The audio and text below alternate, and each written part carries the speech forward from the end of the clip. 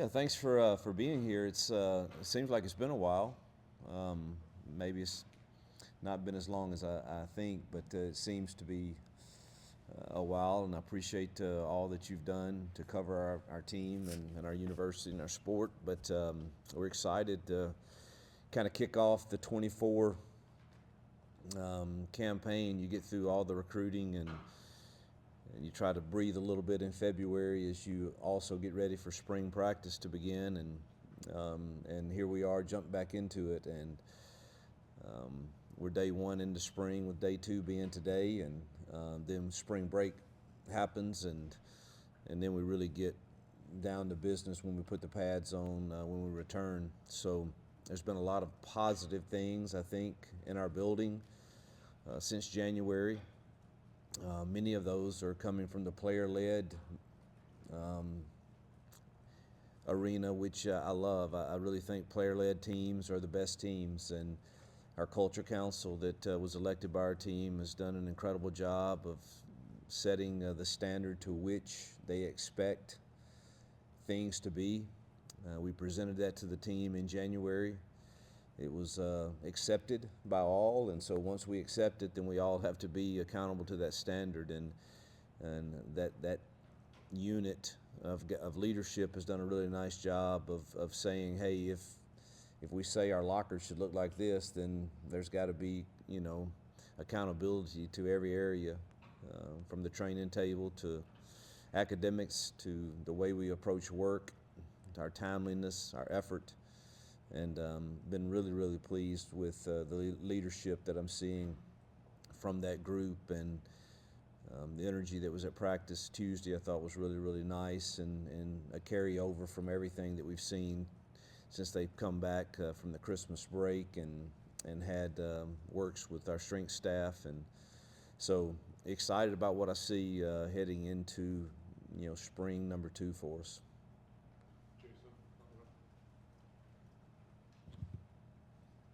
Hugh, what's the biggest difference you've seen from a program standpoint from day one of spring last year? Not on the field, but just overall 1 year in heading into spring. Yep. Accountability, no question, to the little things. It it seemed that we were just way too casual about our approach and a lot of things to me, and that's not an indication on, that's an indication on staff, players, all of us. And I think the kids sensed it. I think we sensed it, and that's in our meetings in January. We said we can't take that approach, and if it's not addressed, then things tend to be repeated. And I need everyone to be accountable to whatever we say the standard is. And truthfully, the older I get, the more I probably need players to help me see, all right, maybe that's an unreasonable standard, coach, because things have changed some. And so it was really big for me that the players would sit down and say, I want you to present to me, what do you think the standard should be? And let me, if I think y'all are way, way off, I'm going to say it, and you do the same for me. And we just had some really good conversations, and they came up with the presentation, and I just approved it because I did agree with their approach, and then presented it to the team. So I think that's the biggest difference I've seen thus far, is just there's a different energy too that comes with that, and to know there's no compromise. We hold each other accountable, and if you're one of the ones being held accountable and you don't like it, that's part of life. And because we agreed that this was the standard, and so I think that's the biggest difference I see. Coach, you said after the bowl game you would have an open QB competition this spring. What does that look like, and how do you narrow down this spring to make sure you're doing that in the most effective way? Yeah, that's the hardest thing is when you have 4 guys that you really want to get looks at, is getting them all quality reps. We would chart every single rep in endo, every single rep on footwork. I've got a team of 3 guys that are charged with that, and decision making, execution, and getting them quality reps. Obviously, you're going to get really good looks at Peyton and Holden and Hank, and then you want to get Walker some because I think he's so talented. I mean, his arm strength's phenomenal. He made throws the other day that I mean, it takes great arm strength to make, but he's swimming and everything's coming at him really fast right now, and we've got to find a way to slow that down and get him quality reps too. So it's a challenge to do that, but we're going to find out who grades out the best at leading our football team and executing the plan that we're putting in place. And you only do that through great reps. We're going to spend a lot of time. I'm doing a little something different this year on Tuesdays and Saturdays when we return from spring break are really going to be high-low days, padded days. Thursdays we're going to just teach. Just teach, be great coaches and teachers, and I think that's going to help our quarterbacks also and our young receivers, who I'm really excited about. But we got to teach them a lot of things, and so we're going to take that approach this spring. But you got to get out the quarterbacks the reps and see who executes. Day one, it was a very, very challenging. Y'all were out there. The wind was a challenging day for quarterbacks. For sure. I thought Hank Brown threw it extremely well in those conditions, and anxious to see his continued growth along with the others. So just to be clear, it's wide open, right? Well, every spot is wide open in my mind right now. Now, let me be clear. I think Peyton has done an incredible job since January of taking the leadership role and setting the standard. Do I think it's his to lose? Yes. But he's got to go earn it every day.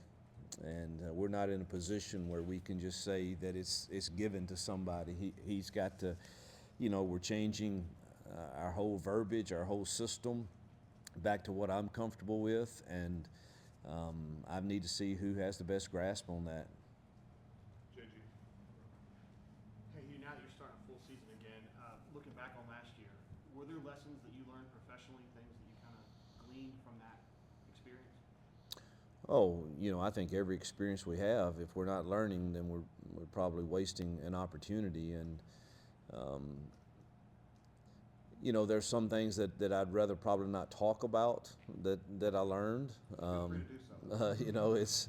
It's my word for 2024 is truth. I just want unashamed truth, no half truths, no just hit me right between the eyes, and I'll do the same with you. And I think you've always got to be really, really comfortable with your surroundings and with the culture that is being created.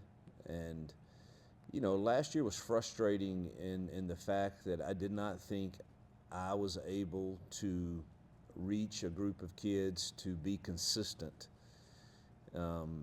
in every single game, in every single practice. And that was the most frustrating thing. And so I have to look at that, and I have to go study, why could I not reach that group to we should have won a few more games. And so you have to look at those things and evaluate yourself, your approach, your staff, and obviously your team too, your roster. And,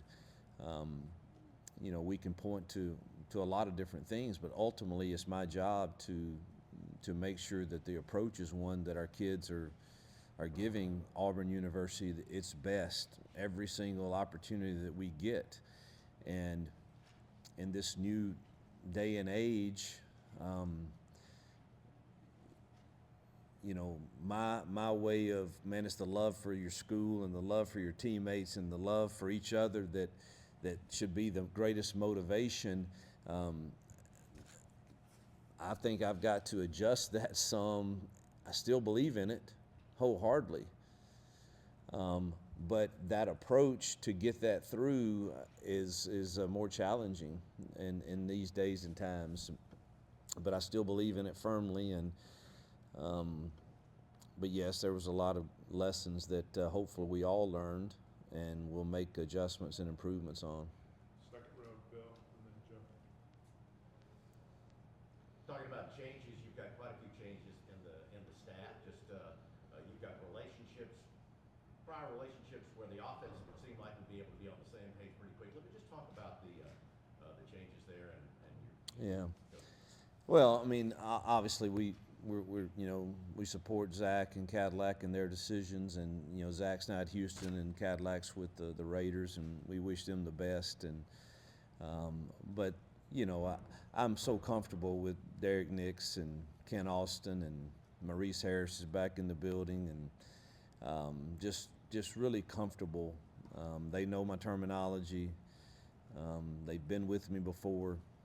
It's been exciting to see Derek's growth as a coach, and to watch him lead now in that room, and to hear him talk about things, and me listen to him and Kent go back and forth with Ben and Jake and Marcus, and having Mo in there as an analyst is big, because he's been with me so many years. So there's no question that it's and I have no one to blame but myself. It's not this is not a negative toward anyone else. But yes, I'm very much more comfortable walking down the halls and walking in the offensive room and saying, all right, now I know what that means, and that the adjustment I'm going to do off that if they do this comes naturally to me. And excited to again see Derek step into a leadership role there, and along with the other guys that we have. So defensively, hated to lose JG. Truthfully, kind of raised him, and he played for me, and to see his growth. But I totally understand it. But then really excited to give Vontrell a shot, and he falls in the mode of the other guys I've hired through the years, from Chris Kiffin to Trey Scott to Freddie Roach to JG, and they've all done really, really well, and I expect Vontrell to do the same. And so excited about his energy that he brings, and he's who the kids really wanted too, so it's good that we were kind of in alignment there. Then DJ Durkin brings just a vast amount of experience, and really when we interviewed him, it's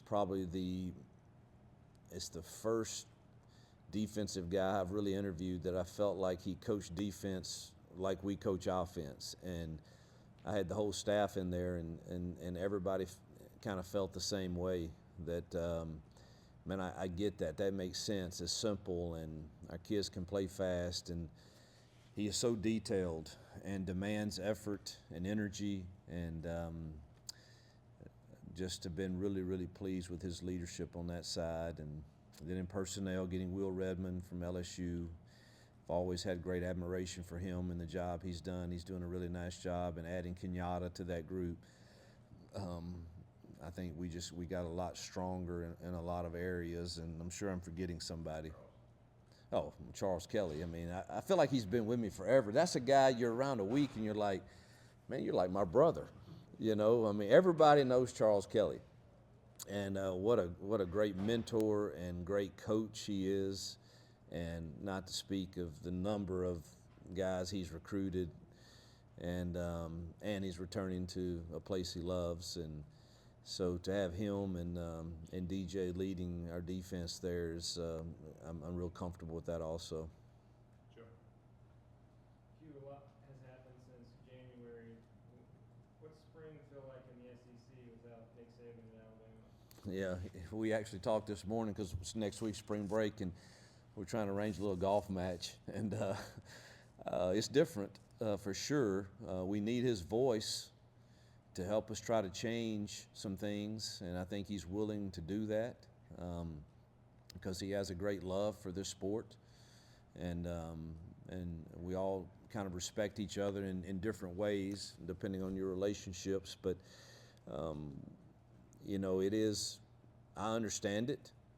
I get it. I mean, he's done it at a high level for a long time, and I'm sure he and Miss Terry wanted to enjoy some different type of lifestyle, but I do think he still has an itch to try to help the game, and he'll have a voice to do that.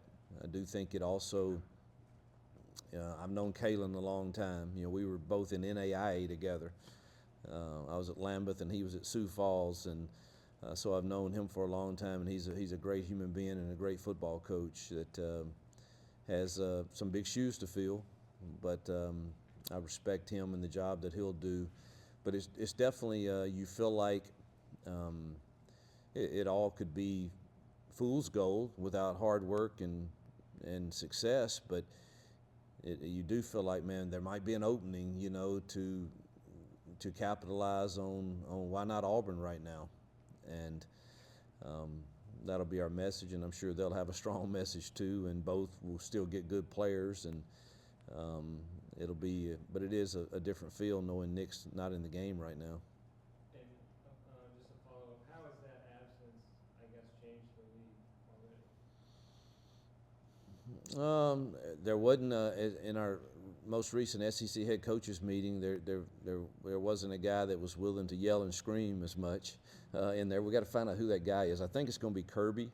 It comes a little more natural to him when we don't like something, voicing it. We always kind of depended on Nick to voice that in a forceful manner for us, and I think that's probably going to be given to Kirby.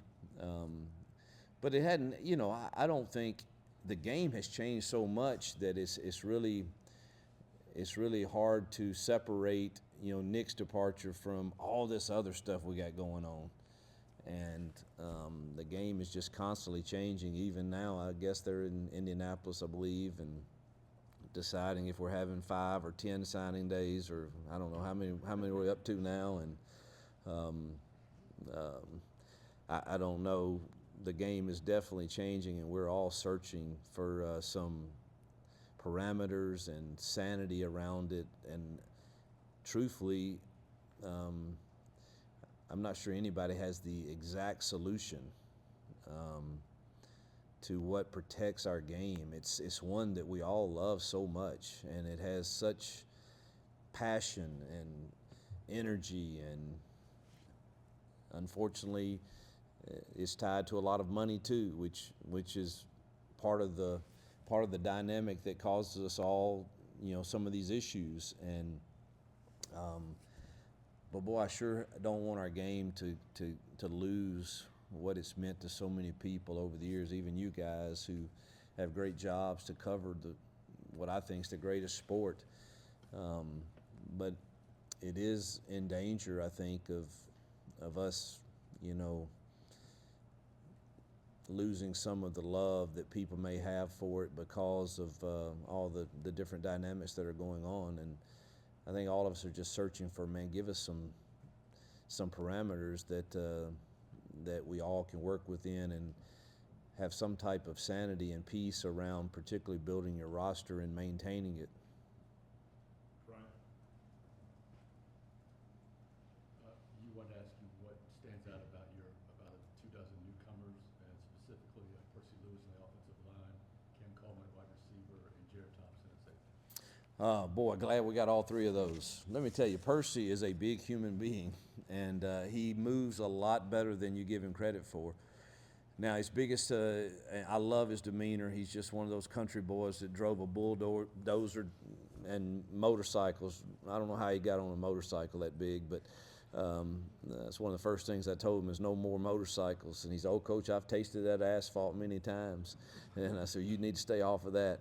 But he's just a fun kid to be around. Now, the biggest challenge right now is he's only played in the air raid, and that's quite different than what we're going to ask him to do. And but I was really impressed with his first practice and the way he bends and moves. Cam Coleman, God, just makes us look different. Can't tell you how excited I am about him. I don't want to put too much expectations on him as a freshman because he is just a freshman. And I know you guys don't want to hear it, but we're still in the early stages of building this program, particularly the way we're choosing to build it, hopefully through high school. And but man, when you watch him run around out there, we've improved ourselves, and he's naturally gifted, and I expect him to play as a freshman. Now, how well is he going to do as a freshman?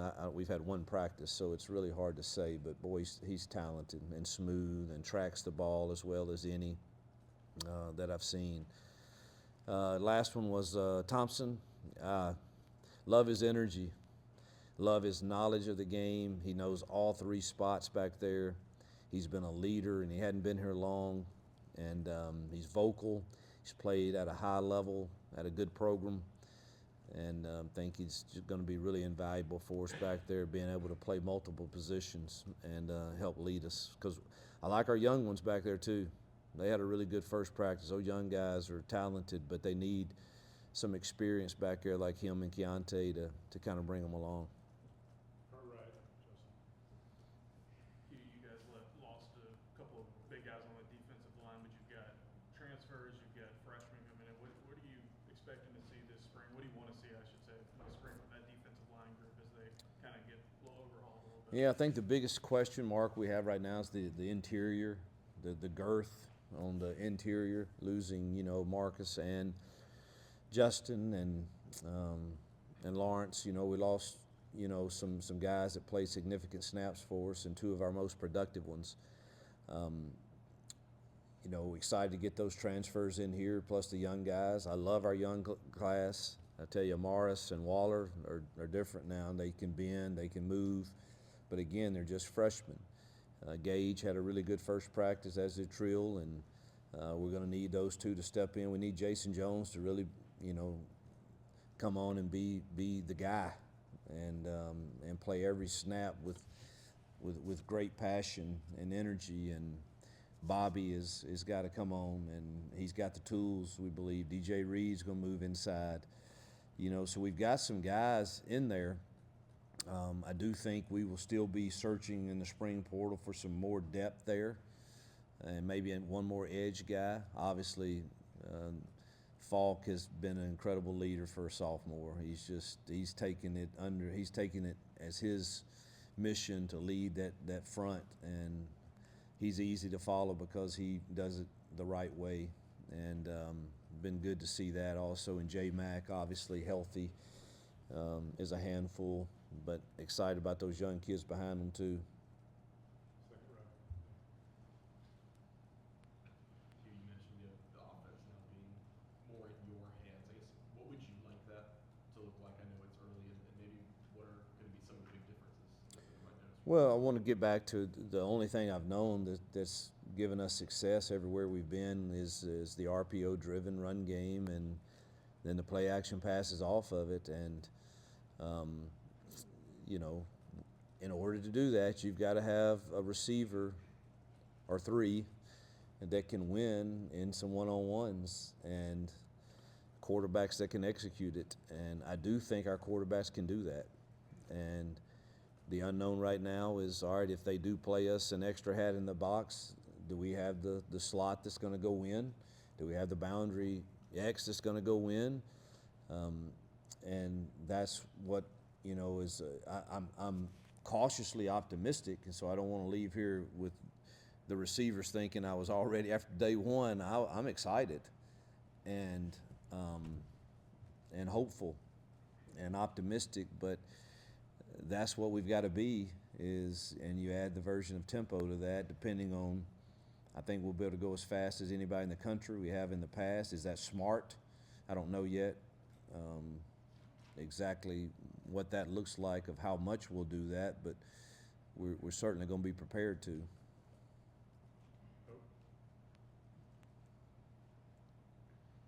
talking about defense. What are some things you expect to be different under Durkin compared to last year under Ron Roberts? What do you think is going on? We were pretty good a lot of the year on defense, truthfully, and I think we're going to be more consistent in our effort and not give up as many explosive plays, hopefully. That's what I was really impressed with. His whole deal is, man, we're building every call we make from top down, and our deal is we don't give up these explosive plays. And we gave up too many in critical moments, and Ron did a great job of calling games and is a brilliant defensive coach. I do think DJ is going to bring a different energy and different feel to that side of the ball, and hopefully improve linebacker play, which we need Eugene and Austin and those guys. And obviously to get Mossy here, I've been really impressed with him too. What a mature kid he is, and brilliant football mind. I hope we get the same stats he produced at A&M in year one. That would be pretty nice. Back to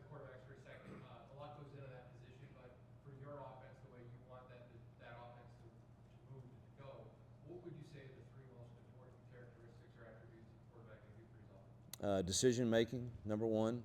Accuracy, number two. And I'm sorry, take care of the ball, number one. Decision making, number two, and then accuracy, number three. Obviously, you get into 4 and 5, you're talking about the leadership qualities that a team wants to be with you. And I've had it. Chad Kelly at Ole Miss, the year we won the Sugar Bowl, was. Chad knows I love him. We talk all the time. But not many hung out with him when he left the locker room sometimes. But I'm gonna tell you what, there was not a single guy that didn't want him in that huddle. And you want that in your quarterback, is that, man, the huddle wants you in there. And I'm looking for somebody to really earn that this spring and fall. Third row. Coach, earlier you touched on accountability, how your word for 2024 is truth. Is there a phrase or theme that's been selected for this team this season? Not yet, but I'm working on it spring break. I've got a book that I'm really excited about reading next week, and it's called Think Ahead.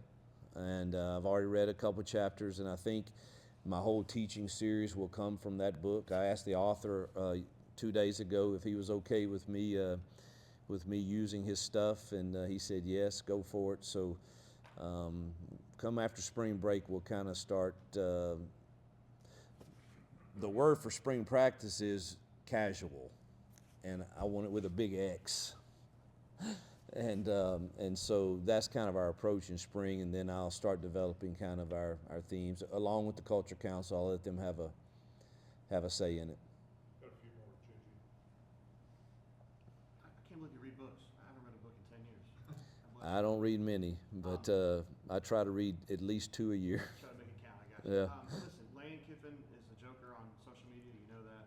Yeah. It almost felt like he was trying to dare you into hiring Derek Nix. What did you make of what he was trying to do to you there? Look, I love Lane. I love his family, and y'all believe it or not, I'm not reading a lot of Twitter these days, so I don't know. I mean, but you know, Nick's. I hired him first, so I guess I have a right to him. I don't know. No, that was up to Derek as to what he wanted to do, and I'm glad he chose to come with us. But Lane, whatever he's doing is working for him, it seems. Go Bill, and then front right. Well, let's see, I had a couple, but back to when you're talking accountability and a lot of it coming from your players, who were some of the guys that you felt stepped up as leaders through the offseason and winter workouts? Let's see. I'll go in the running back room. Damari Austin and Jarquez. Quarterback Peyton is on it. Tight end Luke Deal. O-line Connor Liu and D. Wade. Receiver Jay Fair. He's done a really nice job. Defense J. Mack. Keldrick Falk. Eugene. Keontae. Champ Anthony has done a really nice job of leading. I hope. How many was that? 12? Did I forget anybody? I hope I didn't.